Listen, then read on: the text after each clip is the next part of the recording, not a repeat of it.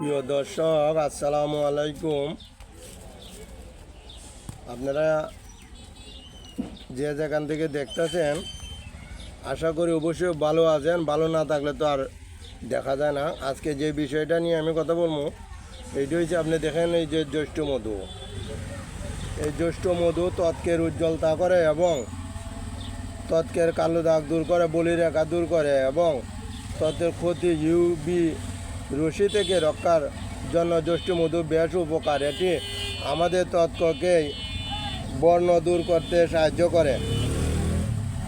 ব্যবহারের নিয়ম: নিম গুঁড়ি, মুলতানি মাটি গুঁড়া, কস্তুরি, এক চিমটে তুলসী গুঁড়া একসাথে মিশিয়ে 2-3 ড্রপ টিটিনিয়াম এসেন্সিয়াল অয়েল দিয়ে পেস্ট বানিয়ে সপ্তাহে 4 বার যে কোনো দাগের মধ্যে ব্যবহার করলে দাগ ভালো হয়। জ্যৈষ্ঠ মধু গলা ব্যথা দূর করে, হজম শক্তির ভালো কাজ করে, গ্যাস্ট্রিক দূর করে।